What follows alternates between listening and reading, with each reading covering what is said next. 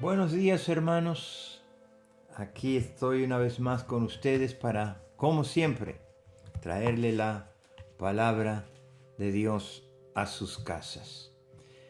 Antes de proseguir adelante, quiero aprovechar la ocasión, hermanos, para darle gracias a cada uno de ustedes que en estos tiempos estuvieron con nosotros en nuestro espíritu presente. Sus palabras, sus mensajes de texto, sus llamadas, sus visitas, sus tarjetas, sus flores y su visita y muchas otras cosas que en este momento no me vienen a la mente, pero una cosa sí, es que todas esas palabras suyas fueron de mucha fortaleza a nuestras vidas. Y aquí estamos, físicamente estamos fortalecidos. Claro, emocionalmente todos sabemos que será un proceso y un proceso un poquito largo. Por lo tanto, el mismo Dios que con sus palabras y oraciones nos ha ayudado y nos ha fortalecido.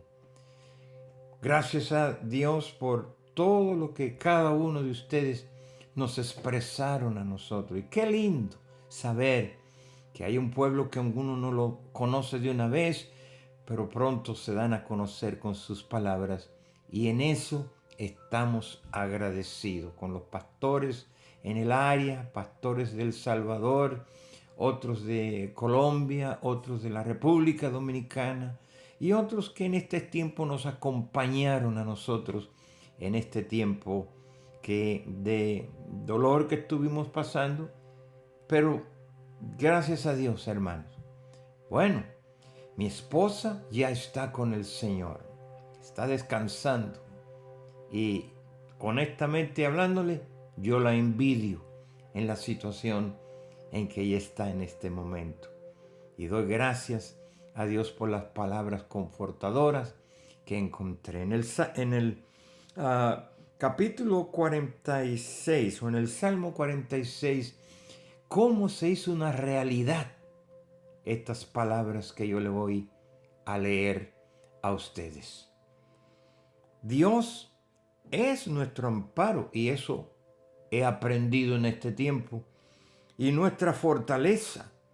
Él es nuestro pronto auxilio en las tribulaciones. Por tanto, no temeremos aunque la tierra sea removida y se les traspasen los montes al corazón de la mar, y aunque bramen y se burlen sus aguas, se turben sus aguas, y también los montes a causa de su braveza. Hermanos, estas palabras nos han fortalecido a nosotros, ha venido a ser una gran realidad. Pero yo estoy aquí hoy domingo para decirte, hermano, que nuestros planes no han cambiado. Todavía nosotros seguimos comprometidos con la gran obra que Dios tiene como iglesia en este mundo con nosotros.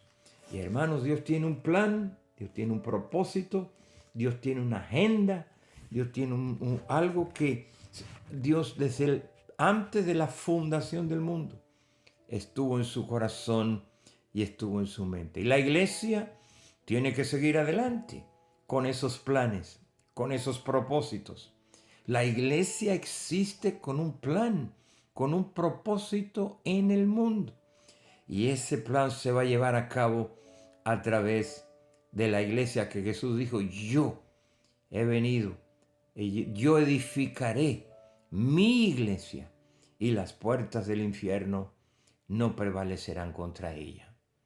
Y yo estoy aquí en esta mañana para asegurarte y reforzarte lo que, como siempre, la palabra de Dios dice. Y la palabra de Dios dice que Dios quiere un pueblo, gente santa, pueblo santo, adquirido por Él en este mundo, para que anunciemos las virtudes de aquel que nos ha llamado de las tinieblas a la luz admirable. Nos escogió desde antes de la fundación del mundo, nos predestinó, nos redimió, nos llamó, luego nos adoptó como sus hijos. Y es lo que yo estoy más concentrado ahora en el plan y en el propósito que Dios tiene con la iglesia. ¿De qué sirve una iglesia en el mundo que no sirve a los propósitos y planes de Dios?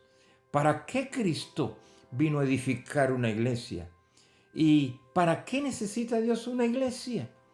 Y es precisamente donde yo quiero llegar a hablar contigo en esta nueva etapa, en este nuevo año, en estos nuevos desafíos.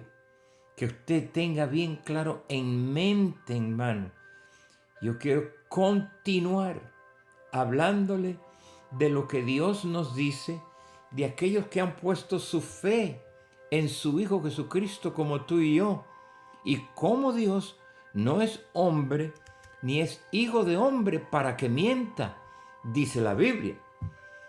Él ha dicho en Juan capítulo 12, el verso 13, mas a todos los que le recibieron como tú y yo, a los que creen en su nombre, les dio la potestad, el derecho, el título, el pink slip, el abstract de ser hechos hijos de Dios, los cuales no son engendrados de sangre, ni de voluntad de carne, ni de voluntad de varón, sino que esto fue de voluntad de Dios. Hermanos, la primera cosa que yo he comenzado a hablarle a ustedes es quiénes somos nosotros. ¿Por qué estamos en este mundo? ¿Y qué clase de mundo Dios nos ha permitido vivir? ¿Y cómo debemos de vivir en este mundo? Y esas tres preguntas las hemos venido contestando y una vez más quiero reforzarla. La Biblia dice bien claro, hermano, bien nos explica a nosotros en Romanos, porque está por todas partes, quiénes somos, cuál es nuestra identidad, cuál es nuestro propósito, cuál es nuestro plan. Y hermano, usted sería bien feliz, no solo en conocer el plan y el propósito que Dios tiene contigo como iglesia, usted sería bien feliz en que usted está con la actitud correcta y el deseo de cumplir ese plan y ese propósito. Romanos, capítulo 8, del verso 14 al 16, escriba esas cosas y más tarde vuelva a repetir estas escrituras, porque lo estaremos repitiendo en lo mismo que estamos presentando hoy domingo, los miércoles, para que se le pueda grabar y usted tenga bien claro lo que Jesús dijo. Escudriñad las escrituras. ¿Por qué? Porque en ella encontraréis la vida eterna.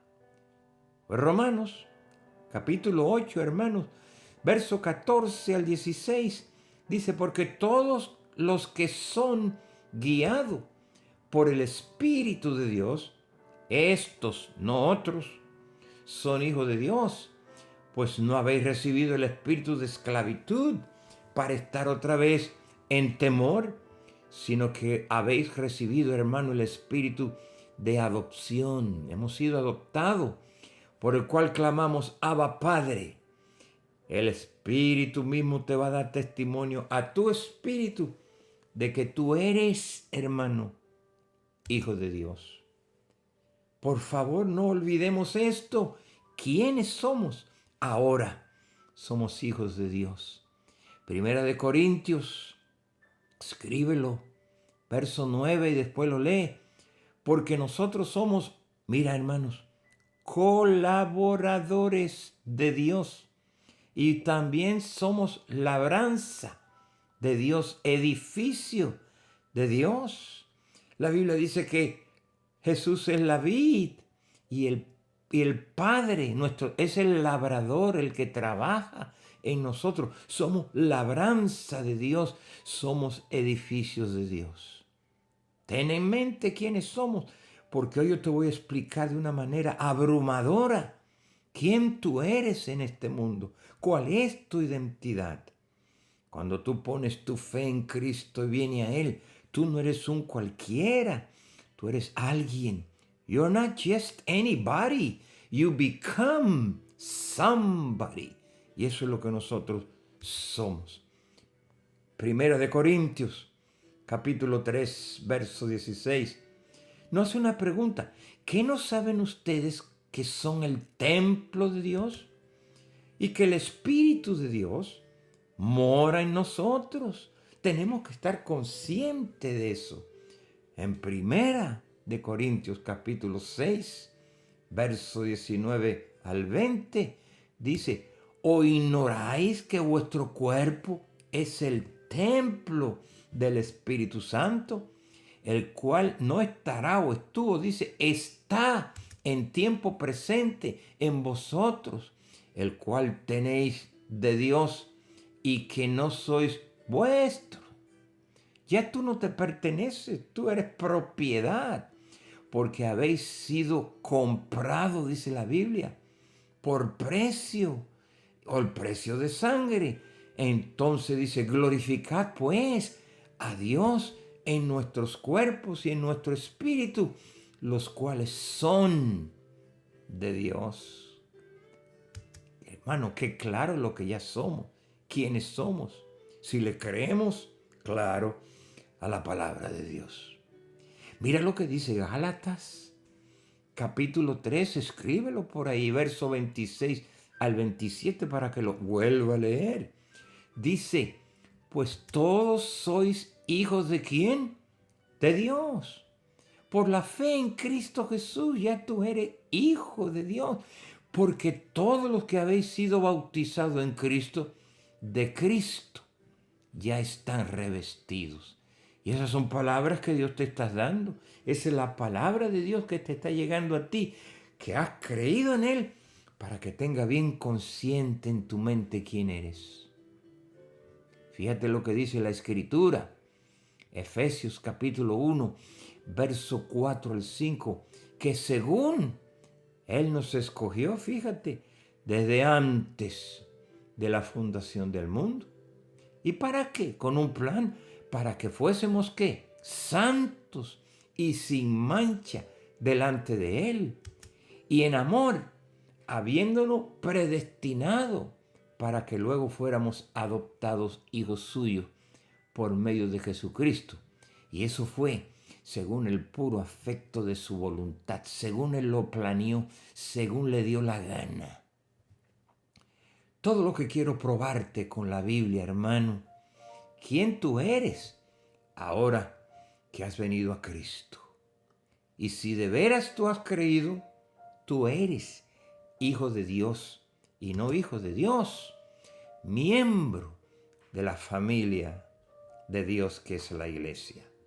Tú has sido escogido, llamado, predestinado, redimido, salvo y aún trasladado, algo que ya sucedió, del reino de las tinieblas, la cual nos ha librado de la potestad y del dominio de las tinieblas y nos ha trasladado al reino de su amado Hijo Jesucristo. Hermano, ya eso te sucedió si tú has creído en Cristo.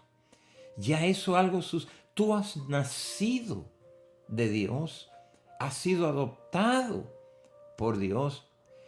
Ay, hermano, y no solo eso, Efesios, capítulo 2, verso 19, dice, así que ya no sois extranjeros, no eres advenedizo, ahora tú has venido a ser un conciudadano de los santos y miembro, oye bien esto, de la familia de Dios.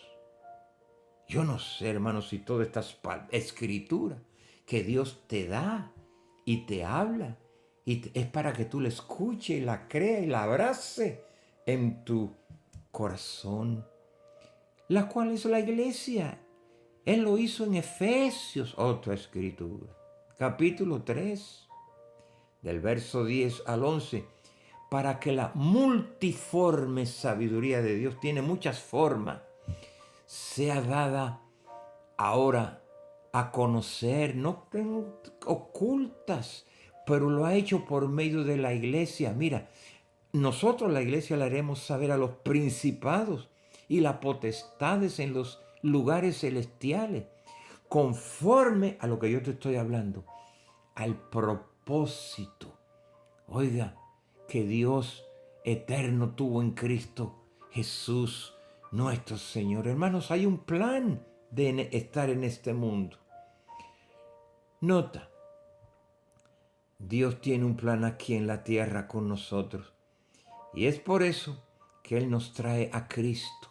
Según Efesios capítulo 1, verso 9 al 10 dice, dándonos a conocer el misterio de su voluntad, de lo que Él quiso, según su beneplácito, el cual se propuso en sí mismo. Oiga, no quiere dar a conocer este misterio. ¿Cuál? Hermanos, de reunir, dice el verso 10, todas las cosas en Cristo.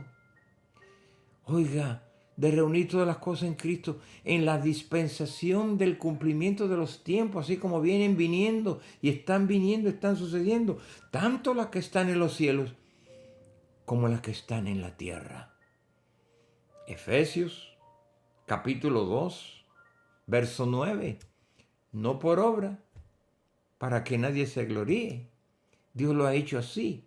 Nosotros ahora, hermanos, en base a lo que hemos leído, mira Efesios, escríbelo capítulo 5, verso 1, te dice, sed pues imitadores de Dios como hijos amados que somos por Él. Hermanos, hay un plan, hay un propósito, hay una razón por la cual Dios nos quiere en este mundo como hijos de Él. Mira Efesios capítulo 5, ahí donde está. Verso 15 al 17 dice, mirad pues con diligencia cómo vivimos, no somos cualquiera, somos hijos de Dios, cómo andamos, no como necios, sino que nosotros somos sabios, dice la Biblia. Y dice, aprovechando bien el tiempo, porque los días tú y yo lo sabemos son malos y peligrosos. Por tanto, no seáis insensatos, sino entendido de cuál sea la buena voluntad del Señor. Y es por eso que te he mostrado con la Biblia, hermano, el tiempo que he pasado, quiénes somos, dónde estamos viviendo y qué clase de generación y mundo Dios nos ha puesto. Efesios capítulo 5, verso 8 dice, porque en otros tiempos nosotros éramos tinieblas, mas ahora somos luz en el Señor. Entonces dice que andemos como lo que somos, hijos de luz, porque hay hijos de tinieblas en la tierra, y tú y yo lo sabemos. Dios tiene un plan, Dios tiene un propósito con la iglesia. Filipenses, de cual te hablé la semana pasada y antepasada, capítulo 2, verso 15, para que seamos irreprensibles, sencillos, hijos de Dios, sin mancha, en medio de una generación maligna y perversa, en medio de las cuales debemos de resplandecer como luminares en el mundo que está en tinieblas. Hay un plan, hay un propósito. Tú y yo somos una necesidad en este mundo. La luz necesita resplandecer en la oscuridad y el mundo está en oscuridad. Por eso Jesús oró al Padre, claro, conociendo los planes de Dios. Nos dijo en Juan capítulo 17, verso 15, Él orando al Padre le dijo, no ruego, Padre, que los quites del mundo, sino que los guarde del maligno, del mal.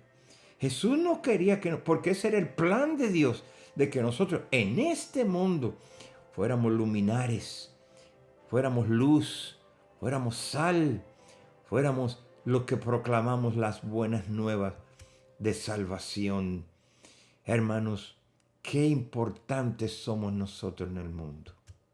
No somos el problema, pero somos parte de la solución. Juan, capítulo 17, tengo que volver, y verso 18. Jesús dijo, Padre, como tú me enviaste a este mundo, oye, así yo los envío a ellos, al mundo. Ellos me van a representar, van a hablar, van a comunicar, van a testificar de tus grandezas, van a hablar de mí. Así también yo lo envío a ellos. ¿A dónde? Al mundo. Y Juan, verso 23 dice, yo en ellos, fíjate, tú en mí, para que sean perfectos en unidad, para que este mundo conozca que tú me enviaste y que lo has amado a ellos, como también me has amado a mí. Ay, qué preciosas palabras, hermano. Si tú te sientas a realizar después que lea todas estas escrituras, ¿quién tú eres, hermano? Hay un propósito. Primera de Pedro 2:9 dice, mas vosotros sois un linaje que Dios escogió, un real sacerdocio. Ustedes son sacerdotes, sacerdotisas. Juntos forman un sacerdocio que interceden por el pecador. Son una nación santa. Son un pueblo adquirido por Dios para que anunciemos las virtudes de aquel que ya nos llamó a nosotros de las tinieblas a esta gran luz admirable. El Evangelio, hermanos, tiene que predicarse, tiene que ser anunciado. Buenas nuevas de salvación. ¿Y quiénes van a anunciar eso? ¿El que no lo conoce? ¿El que es enemigo de Dios? No. Marcos dice, capítulo 16 y verso 15 al 18, le dijo, mire, vayan por todo el mundo y prediquen estas buenas nuevas a toda criatura. Y el que creyere y fuere bautizado será salvo. Mas el que no creyere, ¿qué podemos hacer? Será condenado. Y dijo, estas señales le seguirán a quienes, a los que creen. En mi nombre echarán fuera demonios, en mi nombre hablarán nuevas lenguas, en mi nombre tomarán cosas mortíferas y no les hará daño. Sobre los enfermos pondrán manos y sanarán. Y el Señor comenzó a decir a aquellos que Él iba a enviar. Esto tiene que hacerse, hermano. Y solo aquellos que han recibido ese llamado, que han sido escogidos, que han sido predestinados, que han sido redimidos, que han sido adoptados y que han creído en su nombre y han formado parte de la raíz. Esos son los que lo van a hacer. Nota ahí, Romanos, capítulo 8, verso 10, capítulo 10, verso 11, dice, pues la Escritura dice, todo aquel que en este mundo invocare, aquel que en él creyere, no va a ser avergonzado. Y el verso 13 dice, porque todo aquel que invocare el nombre del Señor será salvo, dice Dios. Romanos capítulo 10, verso 14, viene la pregunta, viene el desafío para la iglesia, para los que hemos creído, para los hijos de Dios, para los nacidos de nuevo. ¿Cómo pues, dice él, invocarán a aquel, pues el cual no han creído? ¿Y cómo creerán en aquel quien no han oído? Pues nadie le habla. ¿Y cómo van a oír sin haber quien le predique? Con razón, Cristo quería una iglesia, gente, pueblo santo. Y el verso 15 dice, ¿cómo predicarán si no fueren enviados? como está escrito. Cuán hermoso son los pies de aquellas personas que anuncian la paz y de lo que anuncian buenas nuevas. Obviamente está hablando de la iglesia, de lo que han creído, de ti, de mí, hermano. Pero aquí viene lo triste, hermano. Y es que hoy, en medio del mundo que Dios nos ha puesto, qué triste, la iglesia tiene un zipper en la boca y se ha concentrado en sí misma en vez de la misión y del propósito por el cual Dios nos escogió y nos llamó y predestinó y adoptó como hijos. Hermanos, se nos ha dado algo para cumplir. No podemos, en medio de este mundo de tanta angustia por la cual vemos que está pasando, encerrarnos en nuestros edificios solamente en cuatro paredes. Queremos alumbrar a los que ya tienen luz dentro de los templos y no a los que están en tiniebla. Y la luz tiene sentido en las tinieblas, hermanos. La iglesia por muchos años ha cometido un error.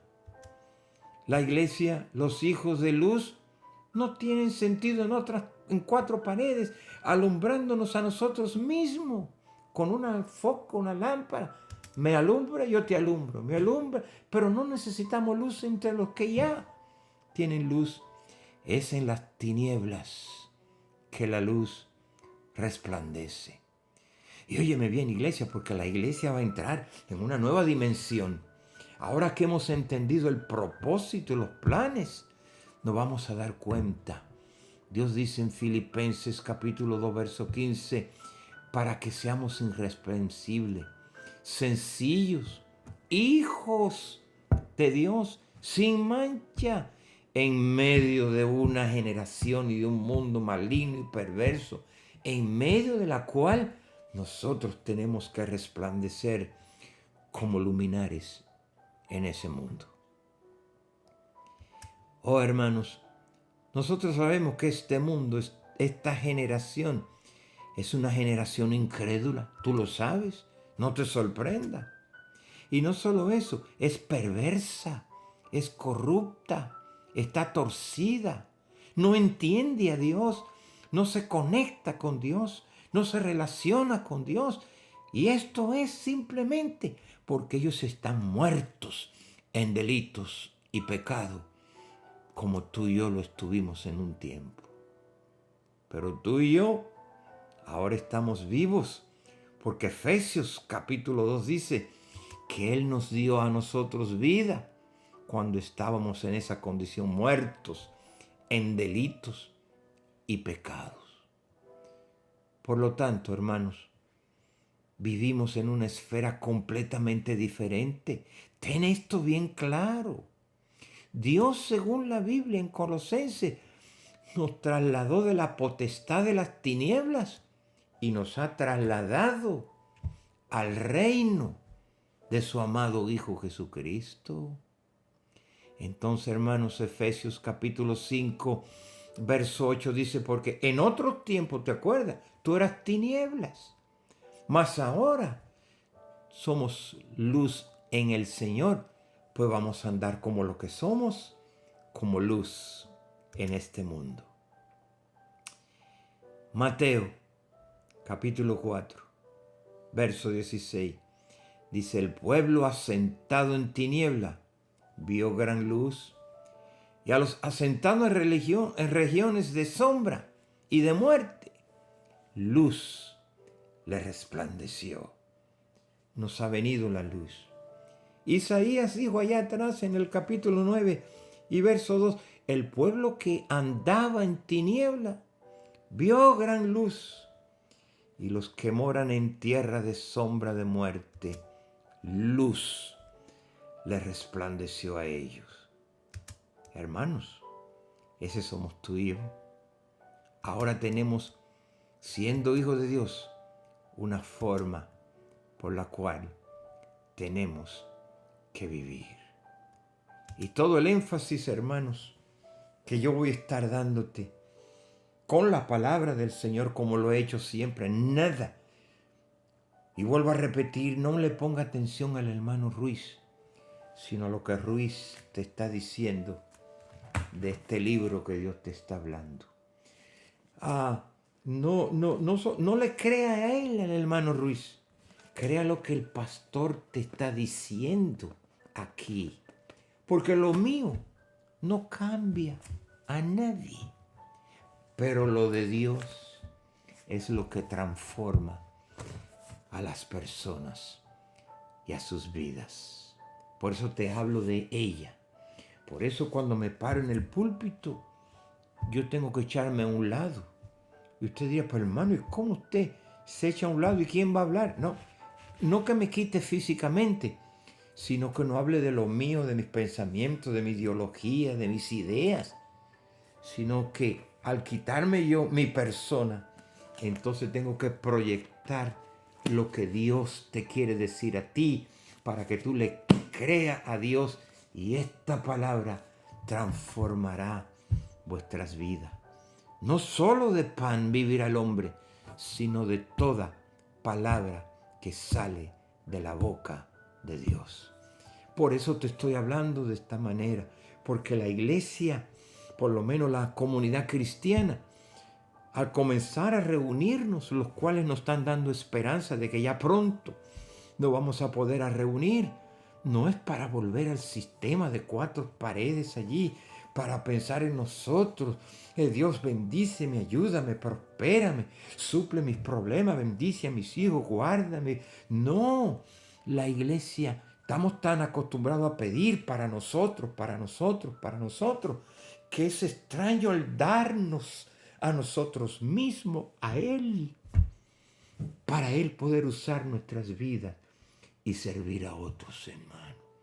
Es tiempo de despertar y yo le voy a dar una oportunidad a la iglesia. Cada noche, como el miércoles, vamos a seguir repitiendo esto mismo para que se grabe en nuestro espíritu y en nuestro ser, hermano. ¿Quiénes somos? ¿Dónde estamos? ¿Y cómo debemos de vivir en este mundo? No podemos ignorar el sufrimiento del mundo. No podemos ignorar el dolor, la angustia, las lágrimas, los sufrimientos. Y mientras yo esté hablando, toda persona que se comunique con nosotros por la internet puede llamar, puede comunicarse y decir, oren por mi hijo que está en un problema, oren por mi hija, oren por un matrimonio, oren por esto. Y la iglesia no puede estar sentada ahí viendo que se oren por fulano y oren por fulana y oren por aquel que está en angustia, en dolor, en sufrimiento. No, la iglesia está para responder y por lo menos en oración interceder al Cristo de la gloria. Y Dios te va a dar esa oportunidad ahí, que tú escribes esas peticiones. Nada más terminando nuestro programa, tú debes tomar unos 5 minutos y leer todas esas peticiones, Señor, y cumplir. Somos sacerdotes, sacerdotisas, que intercedemos ante Dios en un mundo que perece hoy en día sin esperanza de un futuro mejor. Hermanos, póngame mucha atención en este tiempo, porque Dios va a usar esta iglesia. Así como ustedes trajeron el consuelo a mi espíritu por sus palabras tan hermosas, tan consoladoras, ese mismo espíritu, estas palabras, esta oración que ustedes hicieron, traerá consuelo, esperanza en aquellas personas que se van a comunicar con nosotros. Yo te invito, donde quiera que esté, en cualquier país que tú estés, puede estar en El Salvador, en Colombia, en la República Dominicana, y tú entra en este espíritu intercesorio, porque el Señor nos manda a orar por las personas en necesidad en este tiempo. Por lo tanto, hermanos, voy a parar aquí, y el próximo domingo, claro, el miércoles, vamos a darte más información cómo participar de este ministerio tan lindo, que Dios viene a los suyos en el momento cuando el mundo más lo necesita de Él. Amén. Y tú te vas a comprometer, no tienes que salir a la calle, no, ahí en tu hogar. Tú no puedes oír el sufrir, el dolor y la angustia y el clamor de la gente y quedarte callado. Simplemente entrar al trono de la gracia de Dios y orar por aquellos que sufren, por los que lloran, por los que tienen hambre, tanto física como hambre y sed de justicia. Es entonces cuando la iglesia va a ser lo que Dios ha querido ser, una iglesia que lo representa a Él. Vamos a orar, hermanos. Amén. Al Señor. Padre, gracias te damos por lo bueno que tú has sido en abrir tu corazón en este libro y decirnos a nosotros lo que hemos creído, que tú nos escogiste desde antes de la fundación del mundo con un plan, según Efesios 1:4, que tú nos has llamado ahora. Y no solo nos has llamado, nos has predestinado a un destino de antemano. Y no solo eso, Señor, nos redimiste con la sangre de tu Hijo, nos perdonaste nuestros pecados y nos has adoptado como hijo para que todo aquel que en Él crea no se pierda, mas tenga vida eterna. ¿Qué oportunidad, hermano, Dios te va a dar en este año nuevo ahora de poder ministrar y bendecir a personas desde tu hogar, junto ahí, con tus hijos o quizás con tus amigos, hermanos, tu esposo o esposa? Ustedes entran en los planes y los propósitos de Dios. Padre, gracias te damos por nuestros hermanos y amigos que cada vez que nos llegamos a sus casas, ellos están allí hambrientos, esperando que tu palabra, no la mía, tu palabra, haya cabida en sus corazones. Y queremos darte a ti la gloria siempre y la honra en Cristo Jesús. Hermanos, muchísimas gracias por su cuidado, por sus oraciones. Ahora nosotros entendemos lo que la oración es. Yo como pastor, ¿cómo? Al orar por otra persona, no será mecánicamente, es con un entendimiento de que hará en otros lo mismo que hizo en nosotros. Que el Señor les bendiga en Cristo Jesús. Amén.